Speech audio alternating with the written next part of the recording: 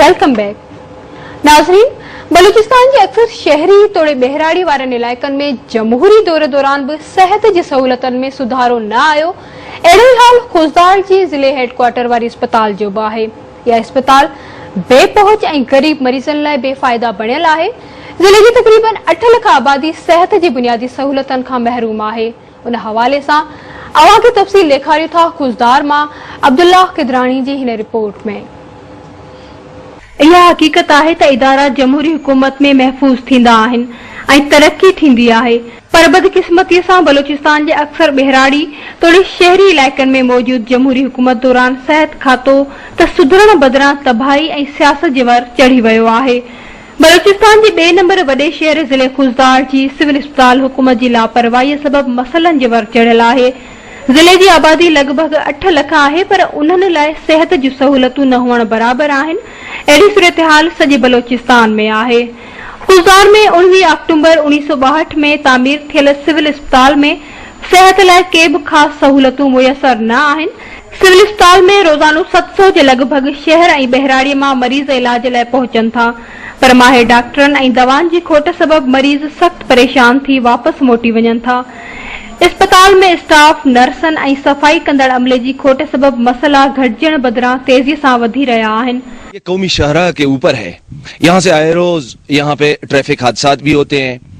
और दूसरी बात ये है कि सिविल हॉस्पिटल का ये है कि इनके 54 डॉक्टर हैं, इनमें से सिर्फ 22 ड्यूटी पर होते हैं और दूसरे नहीं होते हैं। इसमें जो पुलिस सर्जेंट है वो नहीं है। अच्छा, लेडी डॉक्टरों की अगर आप बात करें तो इनमें 12 है, 12 में से 4 काम कर रहे हैं, वो भी कभी कभार आते हैं, लेकिन उनकी अक्सरियत भी नहीं होते हैं। सिविल हॉस्पिटल में दवाई बुनियाद की नाम ही नहीं है। अभी गर्मी है, गर्मी में पोजीशन ये है कि वो पंखे का निजाम है, वहां पे बिजली का लोड शेडिंग तो पूरे मुल्क में है, लेकिन खासतौर पर खुजदार सिविल में हॉस्पिटल में तो ये है कि वहां पे पंखे ही नहीं है। और जब सर्दी होते हैं तो वो रोशनदाने, वो दरवाजे तो टूट फूट का शिकार है, तो उससे जो है ना मरीज टटरते हैं। तो मैं आपको बताऊं, दवाई की बात करें तो दवाई न मिलने के बराबर है। अस्पताल जे गायनी ऐं ॿारनि जे वार्ड समेत केतिरनि ई वार्डनि में बिस्तरनि जी खोट हुअण करे हिकु बिस्तरे ते ॿिनि मरीज़नि खे सुम्हारियो वञे थो, जंहिं करे गरीब मरीज़ ख़ानगी अस्पतालनि तां इलाज कराइण लाइ मजबूर आहिनि। गायनी वार्ड में डिलीवरी लाइ ईंदड़ औरतुनि जी रश नज़र अचे थी, जॾहिं त घटि स्टाफ सबब खेनि ॾुखियाइयूं पेश अची रहियूं आहिनि। भाईजान, खुजदार हॉस्पिटल में सफाई का कोई निजाम नहीं है। वहाँ पे न कोई बिजली है, न पानी है, और न वहाँ पे डॉक्टर बैठते हैं, और सफाई का तो बिल्कुल वहाँ पे इंतजाम नहीं है। हम अपने मरीज को लेकर जाते हैं अस्पताल, तो मरीज सेहत के बजाय वो बीमार होते हैं। हम लोग उसको मजबूरन वहाँ से निकाल कर उसको लेकर जाते हैं, कोयटा या कराची लेकर जाते हैं। यही हमारा हाल है। अस्पताल में सफाई जो को खास निजाम ना है। अस्पताल अंदर घुट वारो माहौल हुअण करे मरीज़नि सां गॾु ईंदड़ औरतूं बि बीमार थी पवंदियूं आहिनि। ज़िले हेडक्वार्टर में केतिरियूं मशीनूं तो मौजूद आहिनि, पर उन्हनि खे हलाइण लाइ को बि टेक्निकल अमलो मौजूद न आहे।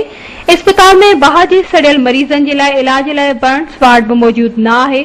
उन सूरत में कंहिं अणवणंदड़ वाक़े जे पेश अचण सबब अक्सर मरीज़ ज़िंदगीअ तां हथ धोई वहनि था।